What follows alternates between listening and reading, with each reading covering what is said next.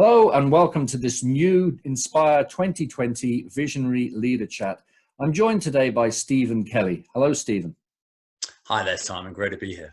It's great to have you here. And so before we talk a little bit about you, just to introduce you, so you're the ex-CEO of Sage, Micro Focus, Chordiant, Chief Operating Officer, UK Government. You've been highly accoladed. #1 UK's most influential tech person in terms of the 500 Power List, Mentor of the Year, Evening Standard Award, Business Person of the Year, a lot of accolades. You've also been recommended to me by a good friend of mine, Sam Kelly, who refers to you as, you know, an accomplished leader, but also a very genuine, non-egotistical, authentic leader. And so maybe just give us a little bit of background as to you and what's driven you through your career and what's enabled you to achieve in a non-arrogant, non-egotistical way. Yeah, it's funny actually, and Simon, I think it's brilliant you doing what you're doing and building a platform through the Haigh Institute to really power the next generation of entrepreneurs and leaders. So, I'm really happy to be here. Thank you.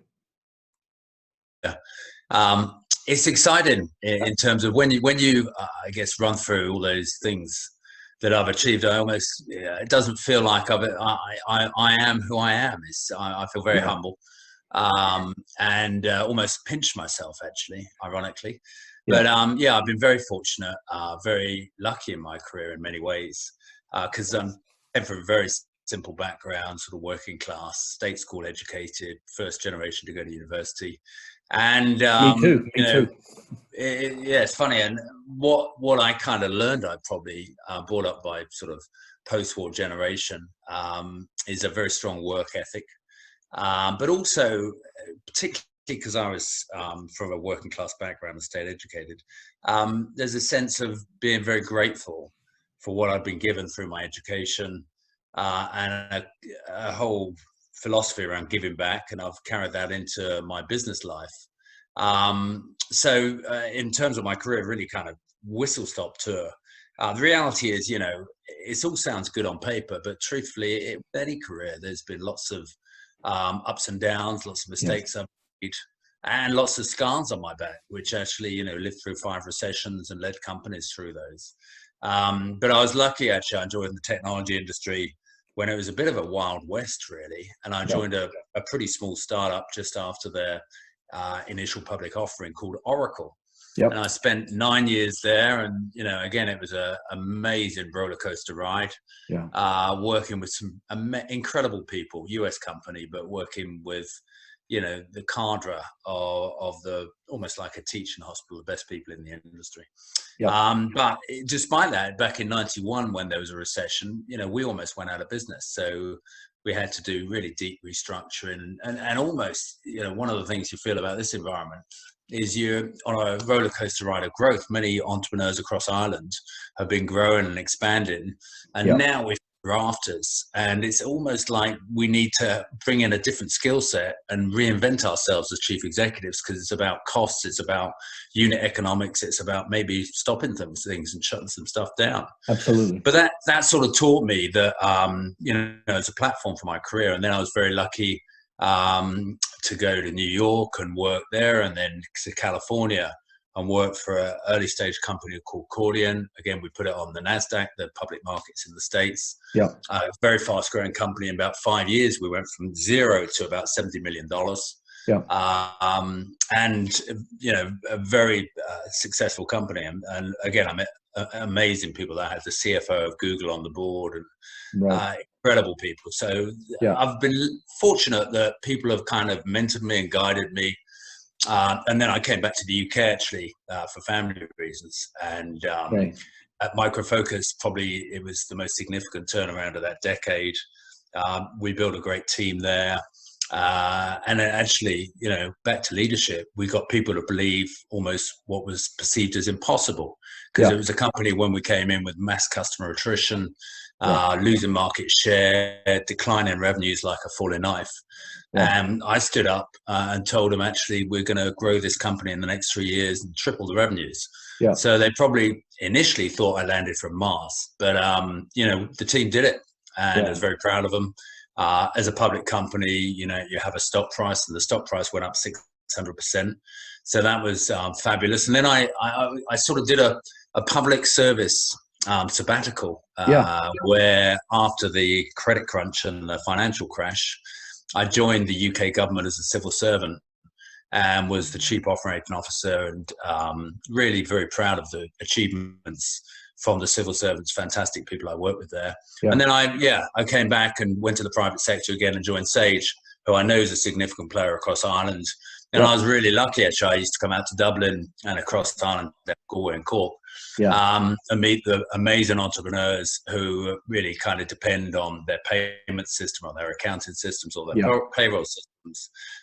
So it was a great privilege to serve Sage during that time. And again, fantastic performance, you know, doubled the market value, but also actually got through those companies the capability to give a lot back. We created the Sage Foundation, doing amazing work with youth and women across Ireland, across the UK and around the world.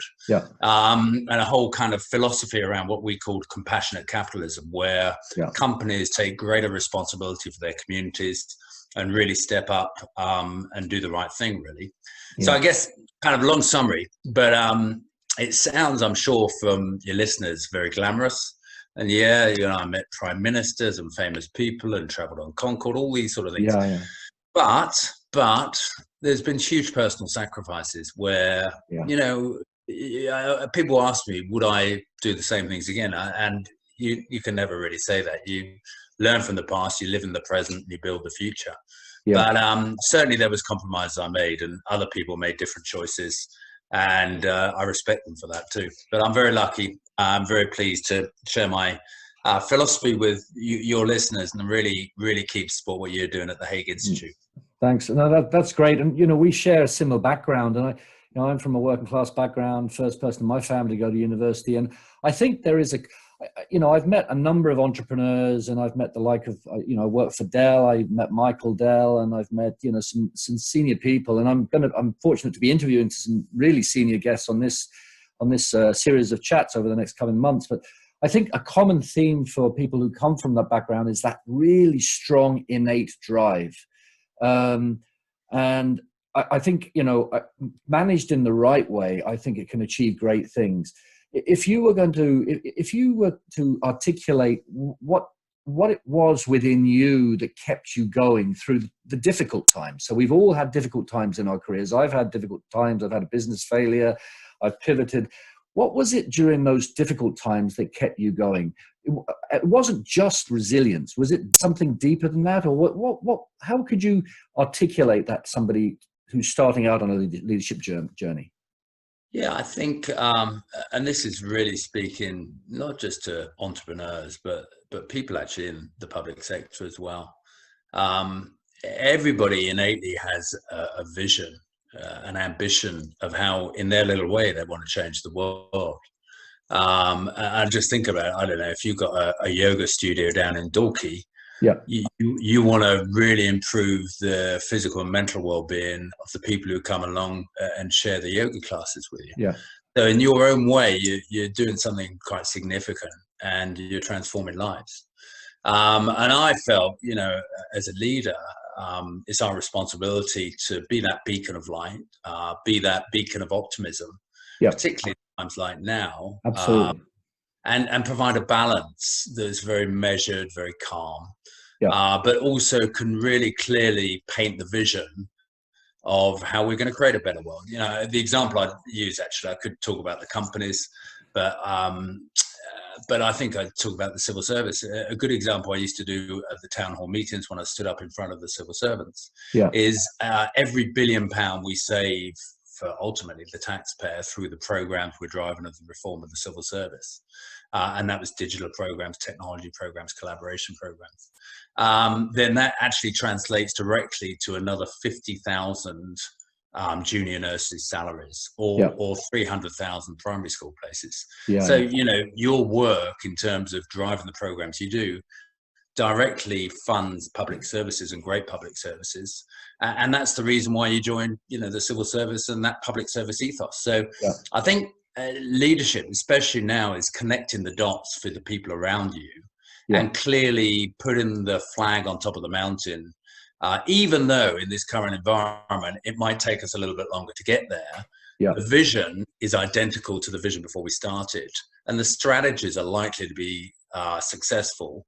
Yeah. And then really, it's back to your comment at the beginning, Simon. It's almost like then leadership is actually probably 1 or 2% inspiration and 98% perspiration. Yeah. It's a lot of hard graft. It's a lot of delivery. It's a lot about delighting customers. It's a lot about standing out and being that supplier and partner who customers get to love. Yeah. So, I mean, you hear a lot about people saying leaders are born. I don't know whether I believe that. I think certain people have innate self-awareness and strength and resilience and reserves. But I do think to become a good leader, you need to have good followers. And to have good followers, you need to have put in the work. You need to have actually allowed an environment that's conducive to collaboration, for mistakes to happen, as long as there's an honest conversation around that sort of stuff.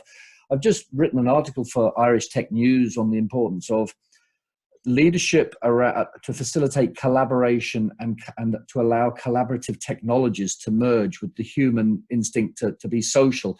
What do you think? I mean, continuing this theme about being optimistic and about being inspirational for the future, because everything passes, right? We're going through a tough time right now, but if you remember back to World War II and the space race, there was huge innovations came out of those periods. So there will be, whether we are ready to accept it yet or not, we're probably still in a state of shock, but there will be huge innovation. So what do you think will come out of this current period in terms of collaboration and collaborative technologies to drive the world forward? Well, I think there's a few angles of that. You're right, Simon. I think if I look, actually, Microsoft's a good example. Started in 1975, right in the middle of the oil crisis, a massive unemployment rising in the US.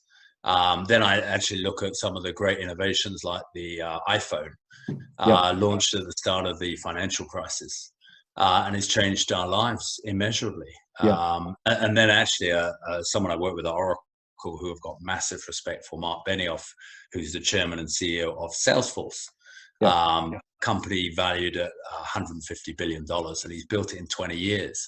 And he called it Salesforce.com right in the dot-com crash. So what it tells us is great companies can be created in the most difficult times. And actually, you do appreciate and savor the good times when you've experienced the adversity, because otherwise it's too easy. And that's not real, I don't think. And back to the authenticity of leadership. So I think, I'm optimistic that it's incredible to see, even in the last 6 weeks, how humans have adapted to support a totally different working model. If we'd said, maybe 6 months ago, we just dial up and say, Simon, we're going to have all our employees working from home. No one's going to go in the office. Customers aren't going to be, flying all over the world, all this sort of stuff. We would have thought, we're both on some hypnotic drug or something, it just doesn't make sense. It's incredible. It's incredible how people have changed, and the collaboration of this technology and WhatsApp and Skype and Slack and Teams, and ironically, I'm on the board of about 3 companies. I've invested in over a dozen companies, and I talk to their CEOs, and I've been sort of mentoring a lot of CEOs in the last 8 weeks to get them to have reset plans and plans for success. Universally, they're saying, actually, we're getting greater productivity from a working from home culture, which kind of seems a bit counterintuitive. They're using collaboration technologies, but I think the other thing that we definitely acknowledge, in times of fear, leaders fill the vacuum with hope. And that's really pivotal, and to over communicate in these times is a prerequisite of success during this crisis and survival. So I'm seeing the leaders doing weekly calls, all hands meetings on Zoom or Teams or whatever the technology is.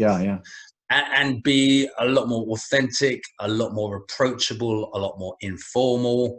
And they're the qualities, I think, that really bind people together and send that overwhelming message of we're all in this together and we'll get through it. It's amazing. I mean, I'm pretty sure in saying this is probably the first global, truly global crisis. And there isn't a soul on this planet who won't forget this period. I mean, I'll never forget this period. And imagine if this had happened 15 years ago before all these platforms. Just imagine. So we're so blessed to have this technology. And as I said on the Irish Tech News podcast, a lot of people blame technology for problems, right? It's not the technology that causes problems. It's the input of information from human beings, the scammers and the con artists. We are blessed to have this technology. And, you talked about the whole optimism. I'm blown away by it. I did an online survey a week ago on Twitter, and I asked a series of questions, are you optimistic about the future, pessimistic, numb, or confused? And I was amazed that 83% said optimistic. So there's something really amazing about the human spirit, and quite it's just amazing in terms of. I love that survey, by the way, Tom. And sorry to interrupt, but there's another survey. There's a trust barometer done around the world by a company called Edelman, and it's interesting actually. It means and pivots the role of the chief executive of a company at the spotlight of leadership. So I think the data suggests is the chief executive is the most trusted individual by employees, and it's 82. I think it's 82% of all employees implicitly trust their chief executive, which is overwhelming. And when you realize that as a chief executive, as a leader, it puts huge responsibility on your shoulders. And I think these are times when everybody, from the receptionist to back office, every individual employee has to become a leader. Absolutely. And, I think more generally for humanity, I think this could be a very exciting time. And I think, it won't mean that we all work from home forever, but it will create a new order for the work lifestyle balance, for flexible remote work, things like that have been inhibited, like shared parental leave. Dramatically reduced international travel, reduction of pollution, potentially around the climate change agenda. This kind of crazy incentive culture around collecting air miles from company travel to fund your private life holidays. I think it will pivot these sort of things and also give people a lot more flexibility and avoid a sort of crazy commute around the N50. When they don't need to, they could stagger the working times and pick up the kids and then do remote working in the evening. And actually also any minorities, or, it could eliminate the discrimination experienced by, say, the disabled. Because again, working from home just totally collapses any of the discrimination associated with what's happening. Absolutely. So I think there's some exciting things, socioeconomic and behavioral changes that will come out of these times, and unintended consequences, many of which could be very, very positive for a better world, a more equal world, and a world we're prouder to live in. I don't think I could have summed that up better. I think that was so optimistic, but I think you're right. I think there are real opportunities in terms of how CEOs manage. CEOs need to be the bridge between the current state reality and the future. And, I talk to a number of CFOs wearing a certain hat that I wear around brand and stuff. And I talk about this three-legged stool. So in all organizations right now, they have to manage, all organizations, particularly now, have to manage credit lines, efficiency, look at their costs. The second leg is, having looked at all that stuff, they also need to look at their communications and campaigns. So that you still need to advertise and market, but I think there needs to be a much more subtle way of doing that, given that there's so much sensitive displacement in the world. And then the third leg then is, having done all those things, organizations still need to look at the future. They still need to prop up their brand value and their planning for the future. How do you think, are you seeing good CEOs doing those, balancing that three-legged stool, or are you seeing certain industries doing better than others? Do you have concerns? Do you have worries about certain industries? What do you think overall about balancing that three-legged stool? Yeah, I think it's a good model. The other sort of subtle difference is, I highlighted this at the beginning. There's two things for the chief executive that have changed and the pendulum sort of swung. One is, particularly if you're an expansion CEO, you've been thinking about growth, more investment, opening up new geographies, opening up new product lines. Times have changed, and you kind of got to go back to basics, where you've got to be all over the detail now. The details of cost, fixed costs, rents, variable costs. And it's almost like a time for really having details on what I call unit economics. Like what product lines, profitability by geography, all that sort of stuff. Because you might have to make some decisions associated with stopping things. And if you can do, doubling down on the investments that are paying off. So number one, you need to sort of pivot your skills and go from that growth into actually, this is the time to build a plan for survival. And then we kind of go back to a growth mentality. And there's a bit of schizophrenia for a chief executive. You've got to almost entertain both conversations in your head.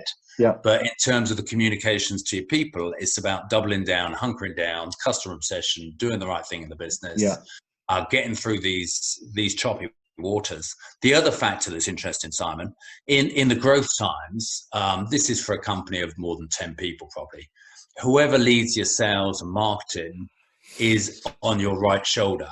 And in the executive meetings or the board meetings, they will get disproportionate airtime because it's all about growth, hitting the numbers, growing faster than the plan. Now that's all changed. It's totally pivoted. So the person who's getting maximum airtime is your finance director, your CFO, because obviously they've been looking at the cost picture, a reset for a new reality of revenue. So that means that your three-legged stool not only has your kind of oversight, but it means that there's a subtle change of the personnel around you. The passenger with you in the front seat of the racing car is now your chief financial officer, your FD, and the person who's in the back seat is your head of sales and marketing. Whereas 8 weeks ago, it was your sales and marketing head up with you in the passenger seat saying faster, faster, faster. Now your CFO is saying slower, stop this, stop that, manage a rent reduction here, maybe shut this office there, and those sort of things. So it is an interesting time. But I think back to what you said, that three-legged stool is really important. And I think particularly, I know you advise a lot of companies on marketing.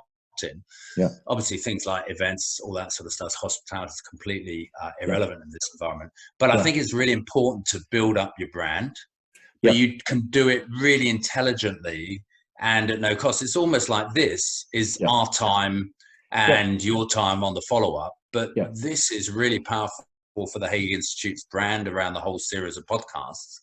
But it costs a fraction of what it would have cost 5-10 years ago. Absolutely. And the other thing that I think's exploding is social media. And I'll give you a couple of examples. There's a retail company called Kurt Geiger, Neil, who's chief executive, a fantastic leader. The first out the gate when this crisis hit, he absolutely said, I'll take a 50% pay cut and we'll give a 50% discount for all health workers. Wow. That was all over social media. There was no campaign. There was no loads of marketing presentations. There was no loads of dollars in marketing campaigns. But the impact that has had on the love of that company, Kurt Geiger, and the love of that brand. Another one, Dunelm, where the chief executive said, I'll take 100% pay cut. A lot of chief executives are actually making salary sacrifice to support health workers, charities, food banks. So it's these times where I think you've got to think out the box and be creative. Obviously, you don't want to do anything self-serving, but if you can give a narrative that's very sensitive to the human tragedy that's happening all around us and the suffering and sadness, and elevate your brand as, the culture of your company is a caring company. So it gives this crisis actually gives a platform for you to look at your three-legged stool, inspect it and think about what changes you want to make make it really relevant in this environment. I think you've summed it up really well. And I think it's that sensitive brand management. It's so important. I mean, it's the opposite of being, because I'm doing all sorts of programs around sales resilience and online selling and driving business, developing business confidence to drive growth. And what we're saying in all these different programs is do not move away from being salesy and move towards adding value, creating value for others. Now, it sounds really trite and it sounds okay. It's easy for me to say, But that's what people will see through ultra over salesy stuff, and they'll also see through people quotes giving sacrificial, offerings, as you've just said, but shouting about it. People can see through that sort of stuff. In terms of maintaining, so you rightly said, there's probably a pivot going on, an adjustment going on from sales to finance right now, but organizations still need to operate under a purpose and a mission. Does that slight change within the dynamics on an executive board change or affect in any way the direction of the purpose or a mission of an organization, or how important is it to really maintain that purpose and mission of an organization, even though you're focusing more on cost reduction? I think it's more important than ever, actually. Yeah. And in that respect, I'd expect every executive meeting to have a portion of it around what can the team and the company do in the community. Yeah. How are they actually stepping up to the responsibility of community through a crisis? As well as obviously, customer obsession, the finance report on aged debtors, cash collections, all the kind of basic blocking and tackling that needs to be done. Yeah. And little things. I know Samantha, I think she advised, was it Celia down at Near Natural Beauty? Just, love these stories. Stories where she sent, a dozen hand cream balm packs to health workers on the front line. And then, it was just the right thing to do. And then it got noticed by a big company, and they wanted to order 100 for the health workers at Croke Park. And it's those little stories, that are seeds that grow into acorns, and actually they define who you are and the DNA of your company. And I think, as I said, fear can be replaced by hope, and the hope is provided by the chief executive, the leader, and all the executives. We're very much leaders, all in this together. And I think it's a really important factor, Simon, that not only do you have the plan for survival and hunkering down to get through this, and you just got to be very dispassionate about revenues and costs, but you've got to deal with the whole business scenario with huge compassion and consideration. And, someone actually told me way back 20, 30 years ago, a great phrase in life with all these sort of situations is you always have to be ruthless with the issue, but you're also, with the people around you, you've got to be compassionate. So I think, every individual is probably affected, might even know families affected by this in terms of suffering or death where you can't say your goodbyes. So there's a human tragedy, and there's also an economic tragedy. And I think that's created a platform where chief executives, leaders can be very authentic to really paint a vision of how they're going to navigate through these choppy waters and come out the other side stronger. I think you're right. I came up with a 3R. I always come up with these threes, but I used to work for BHP in Australia, and I had to present to the board of BHP Iron Ore, the president, and I came up with this little triangle, which I use now in all my programs. All organizations are driven by the 3Rs: risk, revenue, and reputation. There really is nothing else. You can call them different things: risk, revenue, and reputation. And at the time, there was a bit of a boom. It was about 2010, so it was a mining boom in Australia. And people couldn't quite understand why I gave equal credence to reputation as I did to revenue. But I think in these times, underpinning what you've just really adroitly said, I think reputation, managing your brand, managing the sensitive, authentic appearance and actuality of how you drive your organization, I think will underpin the success and the trajectory of businesses going forward in a real way, not just a phony way. No, agreed. No, agreed. So, and that's all about trust, really, isn't it? Trust, absolutely. And just we're coming to an end in a couple of minutes. But in terms of trust, I work for Dell over here, and one of the senior executives used to talk about never allow employees or stakeholders fill a vacuum of lack of information. So if you're a CEO, and Michael Dell used to say, "Don't perfume the pig," right? It was a quote of his, or "Don't perfume the pig." If there's bad news, as far as you can corporately tell it to your stakeholders, tell them, because otherwise human beings fill the gap. And I think that's kind of what you were saying, Stephen. Yeah, I think we use the phrase "never sugarcoat stuff," and I know actually one thing we use, which is similar to Dell. We used to, at the end of all hands meetings, said, "Can everybody articulate the strategy of what we're doing and why we love customers and what we're trying to do for customers?" Yeah, Yes yeah. or no. And that was pretty clear. And then second question is, would everybody recommend their friend to work at our company? And that's pretty clear, yes or no. And you obviously want your customers and your employees to be raving fans of your brand and your reputation, your products and services. If they are, then you're going to have a fantastic business. Everything else almost looks after itself. Yeah. And the third thing is, you ask your employees particularly, do you think there's better times ahead? Yeah. And it's a really interesting, university when I've done that, and people have been honest. I think because if not, no one's going to get upset. You just think about, well, what do we need to improve? Yeah. You're very supportive in terms of taking feedback. And a great phrase we used to use: build a culture of feedback in your company. And breakfast, this is a great phrase. In terms of breakfast, the feedback is the breakfast of champions. Yeah. And getting feedback from your customers, all your stakeholders, your investors, your board, your employees, the community around you, your suppliers is really powerful, your partners. Yeah. And I think with trust, actually, it's really important, and it underpins reputation. And trust can take months and years to build and take seconds to destroy. Absolutely. One poor behavior where you let yourself down destroy that trust. Actually, on social media, there'll be PhDs in this in the future, but I haven't kind of worked out why. On social media, trust is almost instant.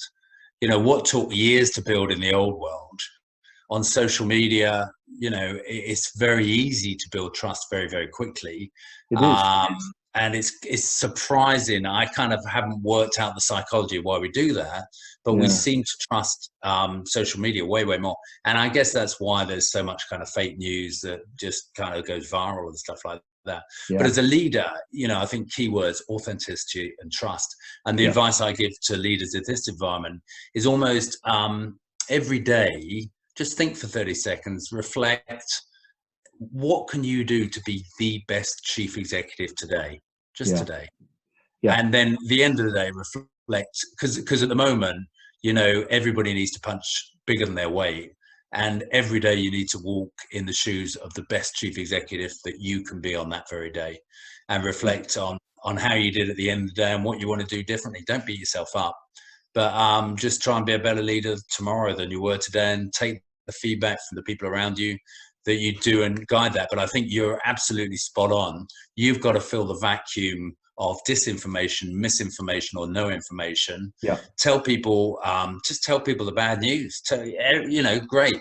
You look at Sky News, look at anything, people can see what's going on outside and say, well, what that means to us is X, Y, and Z. Yeah. And, I know some businesses, I talked to a business this morning, actually, this is in the travel business, where they've gone from revenues of, like, call it 100%, it's over $1 billion. And they've gone to negative revenues because they've had to give credits and cancellations. So literally, and that's in the space of 8 weeks. So now that is a pretty brutal crisis. And obviously a lot of retailers have gone from, unless they can go online, from 100% revenue to 0%. So, these are unprecedented times. And for every one of us as leaders, and everybody on this podcast, you just got to be the best leader you can on every day. Absolutely. I think, just wrapping up, for me, I think, looking back in 20 years' time, when you look back, and I'll ask you the same question, in 20 years' time, when we look back, I think the leaders who will have succeeded will be those who were compassionate, calm, but at the same time, on the other side, courageous. So they weren't afraid of making tough decisions. How would you... So just to wrap up, Stephen, looking back, how would you like the books in the future to record the best of leadership? I love what you've drawn out around the authenticity, the trust. I think particularly in these times of crisis and fear, chief executives, leaders can actually fill that vacuum with hope and paint a really clear vision and provide huge clarity of the mission. And I think then at the end of the day, you got to look around you as a leader and say, have I got all the tools to be successful? The likelihood is yes. And therefore, you just got to absolutely execute your plan. And I always say, which is so true, A-class strategy and B-class execution is always inferior to B-class strategy and A-class execution. This is a time for really good execution, hands to the pump, CEOs in the trenches, leading customer outreach calls, checking in with customers. How are they? Have you asked them? Because customers are your best friends. And they're there for you, and they're backing you, and they want you to be successful. And the other thing, the final thing I'd say, actually, Simon, is this is a time for leadership to really kind of say, we acknowledge the crisis, no sugarcoating, all that. But the vision of what we built in our dreams for this company are still intact. It might take us long, but what we're doing is we're going to hunker down, get through this crisis, and we'll emerge stronger. And be very clear about the mountain we're going to climb, and be very clear about how we're going to get there. So I think inevitably, I would say, as a leader, you probably say the same. You always, in your heart, at the weekend or on holiday, you have moments of self-doubt. But this more than ever is a time to back yourself, to believe, to trust your instincts. Absolutely. A great leader, Martin Luther King, said, if you want to climb that giant staircase, just take the first step. This is not a time to go missing. This is not a time to put your head in the sand. It's not a time to be one of those rabbits in the headlights. This is a time to be visible, to be out there, to over communicate, just be relentless with your message, support, compassion, put your arm around people. If there's wounded soldiers or people you're worried about for their mental health working at home, this is a time for you to be an exceptional leader. And coming through this, customers will love your company even more. Your employees will think that this is a company where they want to work for the rest of their lives. And you'll just have a huge amount of support, goodwill, fantastic reputation, and be respected by your customers, your partners, be loved by your employees, and have a fabulous company. And I think you can sit down in the years to come and be very proud of your achievements. I think that sums this wonderful chat up. I think that was pragmatic and inspirational, and I really enjoyed this chat, Stephen. I think I leave this chat feeling a little bit of a bounce in me. So thanks so much for your time, and I'm sure the audience will love listening to this. So thanks very much. I love everything you're doing at the Haigh Institute, and everybody out there, good luck. Actually, Simon and I, just working class boys, dead informal, dead down to earth. So if there's anything we can do to help your business, we're on social media, both of us on Twitter. I'm at S. Kelly CEO. We actually love at our stage in our careers to give back, to see young entrepreneurs achieving the impossible, to achieve your dreams, and you've got a lot of people on your team to support you. So use us and reach out to us, and good luck on your adventures. Perfect. Thanks, Stephen. Thank you. Thanks, everyone. Bye-bye. Bye, Simon. Thank you. Bye.